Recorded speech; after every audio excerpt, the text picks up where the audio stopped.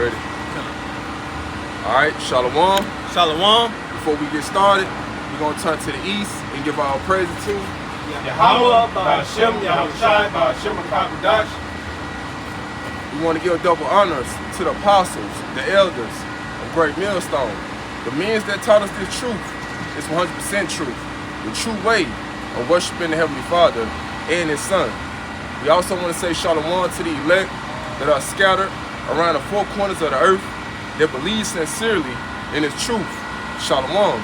This is GMS Memphis count out here on the highways and hedges once again and back at it again with another pre-camp lesson. So we hope this lesson be edifying to the elect, and let's get into the scripture. We're going to start it off with Ecclesiasticus chapter 2 verse 1. This is Ecclesiasticus, better known as Sirach, chapter 2 and verse 1. And it reads, "My son, if thou come to serve the Lord, Yahweh Ba'ashem Yahushai, prepare thy soul for temptation." So the Lord letting you know off jump, off rip, if you come to serve me, prepare your soul for temptation. Because the Lord finna put you in situations that's going to be challenging. Your spirit is going to be at war with your flesh. So you're going to be in certain situations that's going to be difficulty for you. It's going to be a challenge. You're going to have to either walk in the spirit or you're going to have to walk in the flesh. You're going to have to choose. Give me that in the GNT. You want it in the GNT or the GNT? The GNT. Okay, the GNT. If it sound the same way. Yeah. Because in the GNT, it ain't got the This is Sirach chapter 2 and verse 1 in the GNTD. And it says, "My child, if you are going to serve the Lord, Yahweh Ba'ashem Yahushai, be prepared for times when you will be put to the test." So the Lord's gonna put you to the test. Cause you got a lot of people out here acting like they believe in the Lord. But when hard times come, where do they faith it? Where is their faith? You say you believe in the Lord. So in the scripture also said, hey, if you get a friend, prove him first. Give me that Ecclesiasticus 6. This is Ecclesiasticus, better known as Sirach chapter 6 and verse 7. "If thou wouldest get a friend, prove him first, and be not hasty to credit him." So you gotta prove yourself to the Lord. Do you really have faith when times get hard, when times get difficult? If you gonna believe in Him, if you gonna trust in the process, cause you know He's the one that bringing a good time and the evil. So you gotta believe in Him. And the Lord has called us friends, according to John 15 and 14. Matter of fact, get there. This is John chapter 14 and verse 15. Chapter 15 and verse 14. And it says, "Ye are my friends, if ye do whatsoever I command you." So you are the Lord's friend if you do what He command you to do. So the Lord is going to put you through certain things. Give me Ecclesiasticus chapter, I think that's 12 and 8. All right, So the Lord's going to put you through adversity. This is Sirach, better known as Ecclesiasticus chapter 12 and verse 8. And it reads, "A friend cannot be known in prosperity." So a friend cannot be known when everything is all good. When you prosper in life, when you got abundance of things, everyone gonna say they your friend. Everyone gonna say, hey, they cool with you. Keep going. And it says, "And an enemy cannot be hidden in adversity." Keep going.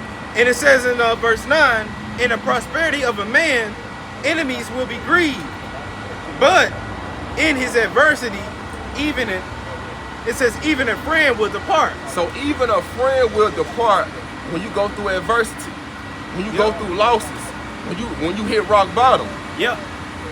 So hey, this is the same thing with this situation right here. Hey, before you come to serve the Lord, hey, you gotta prove if you really about this. Do you really have faith? So He's gonna try you with adversity. He's gonna bring you low. Go back to it. You got a point? Yeah. Because I was going to make a point, and that's the reason why you have to thoroughly vet a man. You know, even in the world, you know, like, you know, you might have friends or, you know, women that you deal with or whatever. You have to vet them to see, you know, is they truly for you and about you, man. Like, you know, like when you hit rock bottom, you know what I'm saying, you might need some help. You know, you might, you know, reach out for a couple dollars or something. You gonna know, like, you know, you have to prove a person. You have to, you know, put pressure on them. You know, and you know, I've dealt with that too. You know what I'm saying? But go back to Ecclesiastes chapter 2, verse 2. All right. This is back in Sirach chapter 2 and verse 2. And it says, set thy heart aright and constantly endure. It says, set thy heart aright and constantly endure. Yep. The word heart means your mind. Hebrew word for heart, the Hebrew word for heart is lav. So set your mind all right. So you gotta have a mindset of, okay, I know tribulations, affliction is gonna come my way. So I gotta brace my mind, hey, to endure. Wherever the Lord brings my way, hey, this is the only way I got to, this is the only way to get to the kingdom of heaven. I gotta go through adversity. I gotta go through affliction. So you gotta have that mindset of, yo, I got to endure. Give me that word endure in the etymology. This is the word endure in the online etymology. And it goes into late 14th century to undergo or suffer, especially without breaking. So whatever the Lord brings upon you, you got to endure it. You cannot break it. You cannot break when times of trouble come your way. Because the Lord's not going to put something on you that you can't handle. So if he put you through it, he knows you can overcome it. Yeah. Keep going. Yeah. And it says to continue in existence, it says make hard, maintain, bear. So he know you can bear it. It said to make harden. Yep. It's a saying in the world, easy time create weak men. Yep. Hard time create strong men. Yep. So you gotta endure hardness as a good soldier. Because the Lord chosen you. Out of all the people in the world, he called you, chosen you to preach this truth, preach this gospel. So whatever he put upon you, hey, set your mind all right. You're like, okay, I'm gonna deal with it. And I'm gonna endure it and overcome it. Go back to it. So please answer for 2:2. This is back in Sirach chapter 2 and verse 2. Set thy heart aright and constantly endure, and make not haste in time of trouble. Matter of fact, give me James chapter 1 verse 12. This is James. This is James chapter 1 and verse 12. And it reads, blessed is the man that endureth temptation, for when he is tried, he shall receive the crown of life. So blessed is the man that endured temptation, because there's a crown of life waiting for him. If he overcome the battles, you know, the struggles, the adversity, he's going to be crowned. This is the condition of the battle that you're going to have to face when you are on the earth, when you come to serve the Lord. That's it on there. Yeah, finishing up, and it says he shall receive the crown of life, which the Lord Yahweh Shai had promised to them that love him. So the Lord has promised this. Promised to all the ones that he have called to this truth, that you're going to receive that crown of life if you endure through the temptation. Go back to it.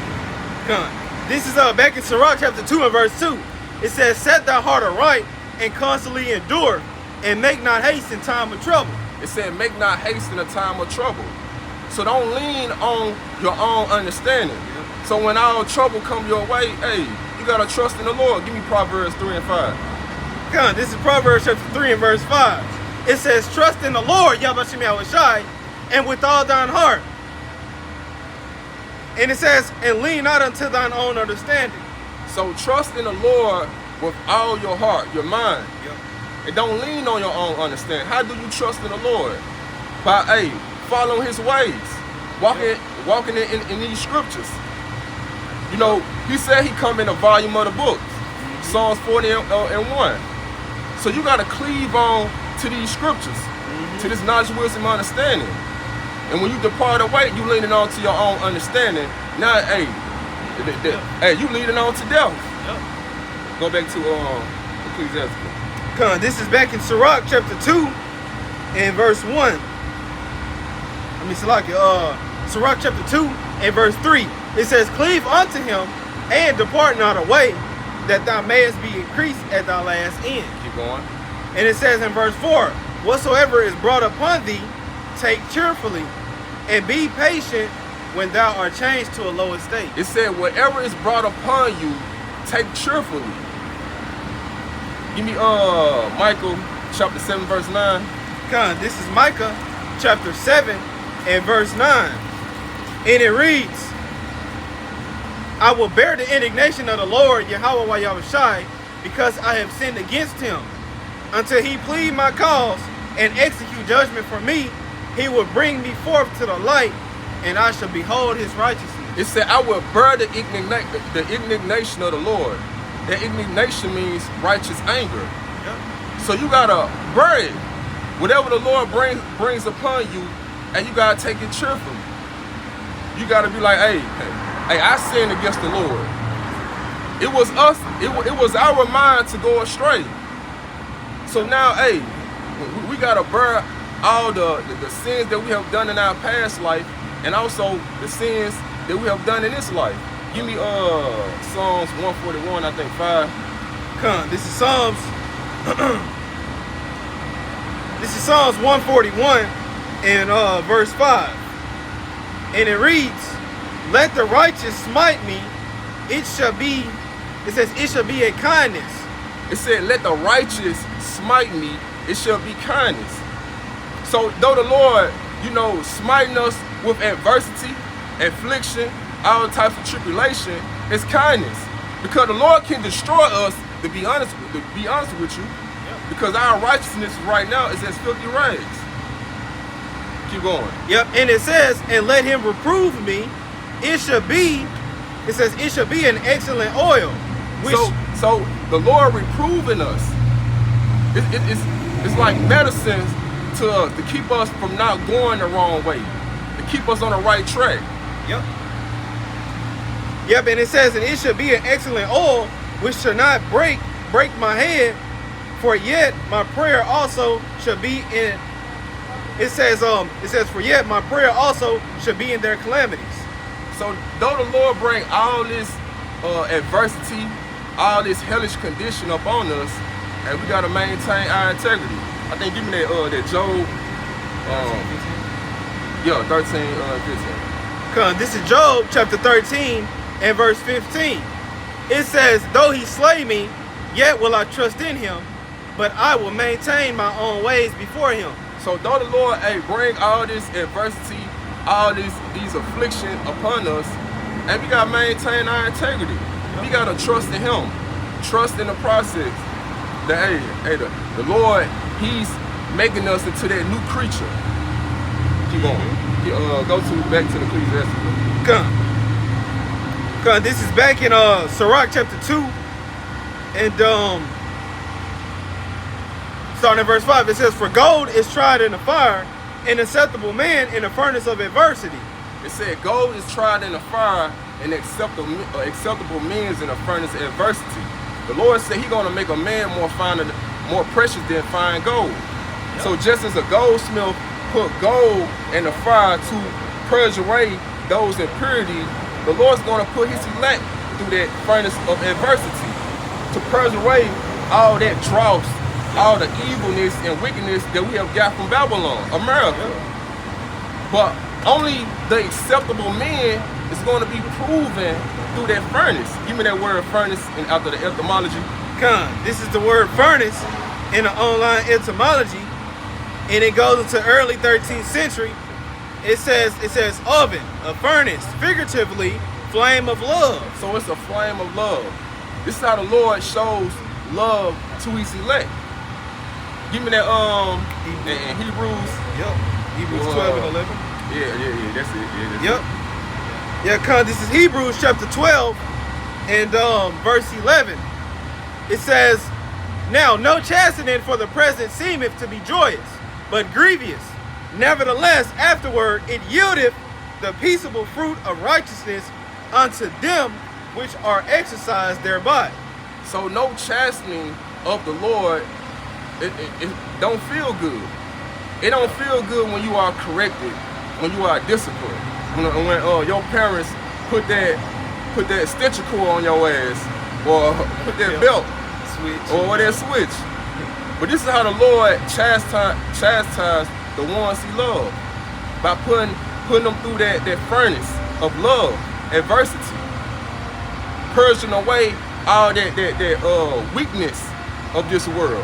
It said, though our outward man perish, our inward man is renewed day by day. So your inward man, your spirit, is being renewed. That new man. Yep. Go back to Ecclesiasticus. This is back in Sirach chapter 2, and I'm gonna read verse 5 again, and it says, "For gold is tried in the fire, and acceptable man in the furnace of adversity." Verse 6, "Believe in Him, and He will help thee. Order thy way aright, and trust in Him." So you gotta believe in the Lord and trust in Him.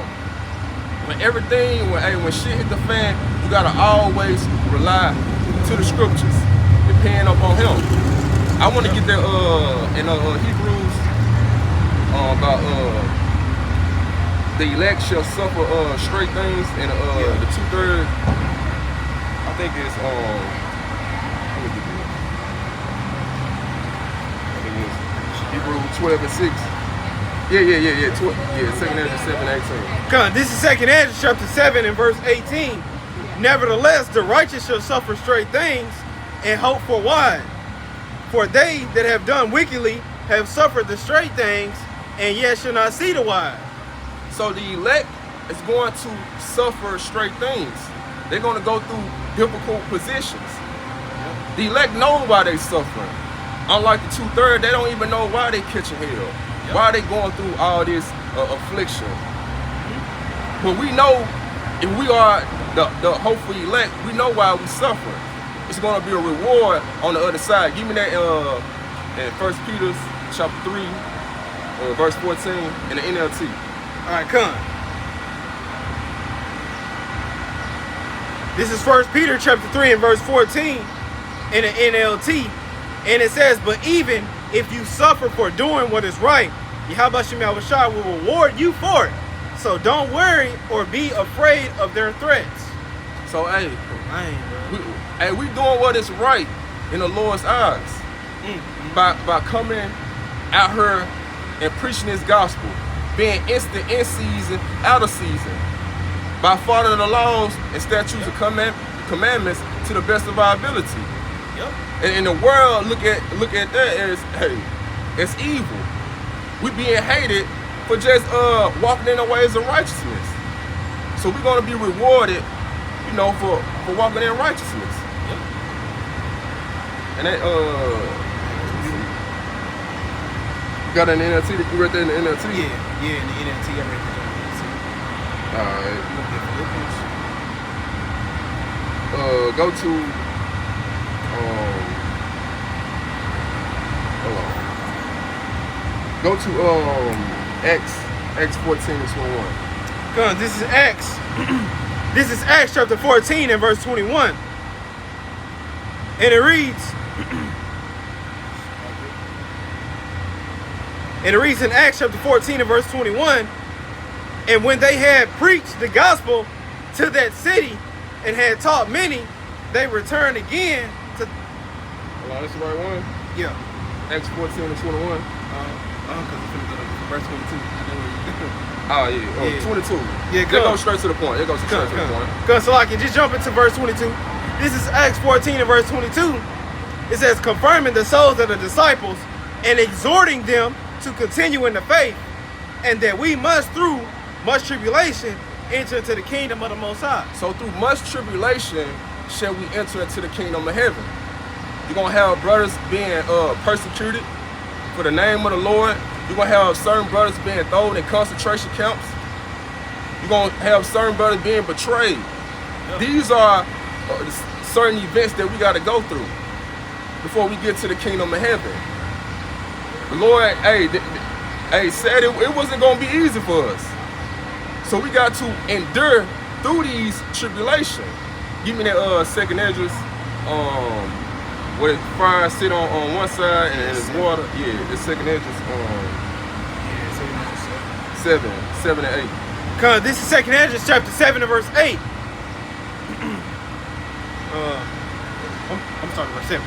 It says the inches thereof is narrow. Hold on, I might start at 6 just to, get the context. yeah, get the context. Cause this is 2nd Ezra chapter 6 and verse 2nd Ezra chapter 7 and verse 6.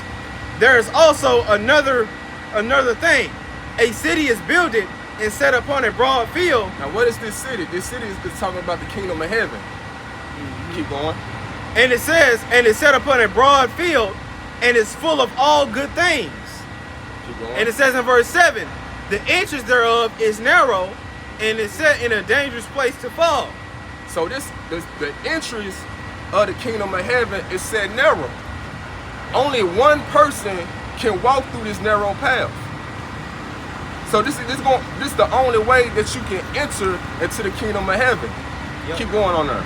Yep, and it says, and it's set in a dangerous place to fall, like as if there were a fire on the right hand and on the left a deep water. So you got fire on one side representing, adversity, affliction that you're gonna have to go through. And you got the water on the other side, going through the tribulations, the trials, the tests that you gotta go through. Yep. These are the dangerous places that you gotta go through to get to the kingdom of heaven. Yep. Keep going. And it says in verse 8, it says, and one only path between them both, even between the fire and the water, so small that there could but one man go there at once. So it's a small entrance. Only one man can go there at once. And this land, you got to work out your own salvation. Yep. Out with fear and trembling. Another man's righteousness, his faith cannot deliver you.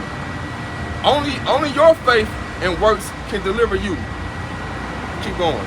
And it says in verse 9 of 2nd Ezra 7 and verse 9, and it says, if this city now were given unto a man for an inheritance, if he never shall pass the danger set before it, how shall he receive the inheritance or this inheritance? So if you never go through this difficult path to get to the kingdom of heaven, how should it be inherited to you? Yeah. You got to go through it. It ain't no other way. You got to go through it to get to it. Yeah. Even that 1 Peter's, when you just mentioned it on the phone. Yeah, 1 Peter 2 and 20. Yeah. I'm gonna grab it done in the NLT. In the NLT. Come, you want me to? All right. Come, this is 1 Peter chapter 2 and verse 20 in the NLT. And it reads, of course, you get no credit for being patient if you are beaten for doing wrong. But if you suffer for doing good and endure it patiently, Yahweh Shema Shai is pleased with you. So the Lord gonna be pleased with you if you endure the suffering, even if you suffering for wrong. Keep going. Yep. And it says in verse 21 in the NLT of 1 Peter chapter 2 and verse 21 in the NLT, for Yahweh Shema Shai called you to do good. So the Lord has called you to do good. That's why the scripture speak about many are called, but few are chosen. So each brother has been called to preach this gospel, to preach this truth, to do good, to stand up for righteousness' sake. Yeah. And if I may add, like the brothers always say, letting your light shine before men. Yep. Yep. And it also says in 1 Peter chapter 2 and verse 21 in the NLT, it says, for Yahweh Shema Shai called you to do good, even if it means suffering, just as Hamashiach suffered for you. And you see how the Lord suffering. He's suffering for things that our people accused him of doing. He didn't do it. He was blameless. Here it is, you got a wicked, evil ruler, a Pontius Pilate, wanting to let the man go. Our people, no, Caesar is our king. Accusing him of, just falsely accusing him. So we gotta arm ourselves with the same mindset, because we're gonna be accused for wrongdoing, but we gotta be found blameless. Yep. And finishing up, and it says he is your example. It says he is your example, and you must follow in his steps. So he is our example. He paved the way. He's the author and finisher. Give me that in the Hebrews. I think that's Hebrews 12 and 2.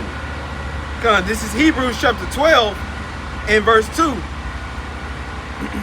And it reads, looking unto Yahushua, the author and finisher of our faith, who for the joy that was set before him endured the cross, despising the shame, and is set down at the right hand of the throne of the Most High. So our Lord Yahushua, he endured the cross. He despised the shame. Yep. All the false, things that our people said against him. Accusation. Yep. He despised it, and he endured his cross. That's why the Lord said, hey, if you come to serve me, you got to bear your cross. You got to bear your own custom-made suffering. So we always got to look to Yahushua when we go through some things. Yep. That he finished the work. Yep. That the Lord, that his Heavenly Father has put up on him to do. Yeah, cause I was going to make a point. Let me see. Cause I was just going to make a point, like, basically, like you said in, Sirach the second chapter about make not haste in the time of trouble, because when we go through things and when the Lord, bring hell on the earth, we're going to have to, basically, make not haste in the time of trouble, like basically trying to get ourselves out of it, man. Yep. Justify ourselves or, take vengeance. Like, nah, vengeance is of the Lord. Yep. You know what I'm saying? Let him get that lick back. Yep. Just like Yahushua did, man. He didn't fight back. He didn't go against them. He endured it, man. Yeah. So we have to carry ourselves the same way. Cause he knew his purpose. Give me Philippians 2 and 5. This is Philippians. This is Philippians chapter 2 and verse 5. And it reads, let this mind be in you, which was also in Hamashiach Yahushua. So let this mind be in you as it was in Yahushua. Arm yourself likewise with that same mindset that Yahushua had when he walked the earth. Yep. Keep going. Yeah, and it says in the NLT, it says Philippians 2 and verse 5 in the NLT, you must have the same attitude that Hamashiach Yahushua had. So you got to conduct yourself in that same attitude that Yahushua had. Keep going on there. You want me to hit it in the KJV verse 6? Read in the KJV. This is Philippians chapter 2 and verse 6 in the KJV. Who being, it says who being in the form of the Most High, thought it not robbery to be equal with the Most High. Keep going. It says in verse 7, but made himself of no reputation and took upon him the form of a servant. So the Lord has took on a servant. Yep. Like he brought himself low to save his people, starting with the elect. Yep. Keep going. Yep, and it says and took upon him the form of a servant and was made in the likeness of men. Keep going. And it says in verse 8, and being found in fashion as a man, he humbled himself and became obedient unto death. So the Lord humbled himself all the way to he had to die up on the cross. So if your lot is to be persecuted, you gotta humble yourself all the way to death. Be faithful to death, and the Lord gonna give you a crown of life. So you gotta arm yourself likewise with that same mindset that Yahushua had. Give me that in the Philippians, I think it's 3 and 7. Yeah. Philippians 3 and verse 7. This is the book of Philippians chapter 3 and verse 7, and it reads, but what things were gained to me, those I count lost for Hamashiach Yahushua. So this is Apostle Paul speaking. Yep. He said what things were given to him, he counted them as loss. He counted them as nothing. Keep going. And it says, in verse 8, yeah, doubtless, and I count all things but loss for the excellency of the knowledge of Hamashiach Yahushua, my Lord. So Apostle Paul said he count all things as done. Shit, nothing. So you gotta have a mindset of set your affection on heavenly things, not earthly things. Because you know these things that's on the earth is going to perish. It's going to be dissolved. So you should count them as done. Yep. To win the excellency. You go into that word excellency, it goes into superior. Yep. High thinking. You ain't thinking on a lower level. A nice house, a big booty female, yep. Cars, clothes, those earthly things. You thinking on a higher level. So then you know it's knowledge and wisdom and understanding of Yahweh Shai, that's more pressure than the carnal things of this world. Mm-hmm. Yep. That's it on that. It was just a little bit more, and it says, for whom I have suffered the loss of all things, and do count them but dung, that I may win Hamashiach Yahweh Shai. So we're gonna, if we have our mind set on the Lord, keeping that tunnel vision, keeping our eyes single, and we're gonna win Yahweh Shai in the end. And winning Yahweh Shai in the end is winning life. I want you to go to the like, let's see, but I count on myself apprehend one thing. Yeah, go to this. Yep. And it says in Philippians 3 and verse 12, it says not as though I had already obtained, either were already perfect, but I follow after, if that I may apprehend that for which also I am apprehended of Hamashiach Yahweh Shai. Right here, verse 13, brethren, I count not myself to have apprehended, but this one thing I do, forgetting those things which are behind, and reaching forth unto those things which are before. So you gotta forget about the things that are behind you. Those things that are behind you is going to destroy you. Yep. You gotta, and you can't be like Lot's wife. Remember Lot's wife? When she looked back, she became a pillar of salt. Yep. So you gotta look forward. Keep your eyes single on what's in front of you. Mm-hmm. Yep. Because if I may add, because you know what's in front of us is the kingdom of heaven, man. You know, reaching unto Yahweh Shai, man. That's what's gonna endure forever, man. Yep. Everything behind us, man, it's gonna perish. Yep. You know. Yeah. Keep going on there. I think it's some more. Come. And it says in Philippians 3 and verse 14, it says, I press toward the mark for the prize of the high calling of the Most High in Hamashiach Yahweh Shai. So read that joint again, Salaki. Come. Yeah, Salaki. God, this is Philippians chapter 3 and verse 14. It says, I press toward the mark for the prize of the high calling of the Most High in Hamashiach Yahweh Shai. So we know it's a prize there in the end. If we endure this race, this marathon, we're going to receive a reward. Just like Peter had said, we have forsaken all. Hey, go to it. We're going to end it off on that.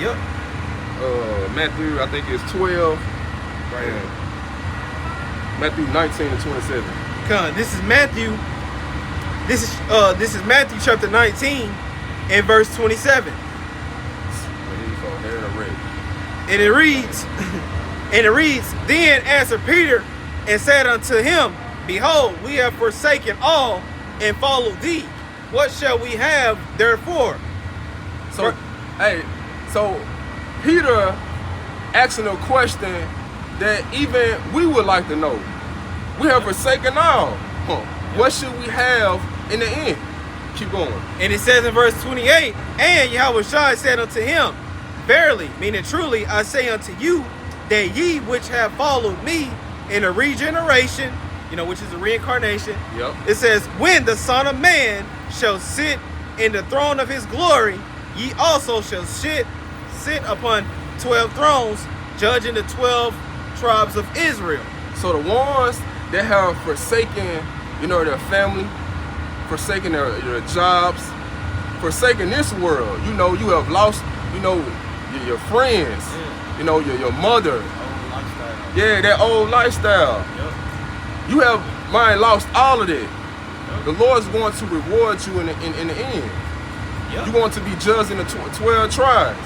I always say, man, I want to sit at the table with Yahweh Shai and King David, eating good lamb, drinking the finest wine.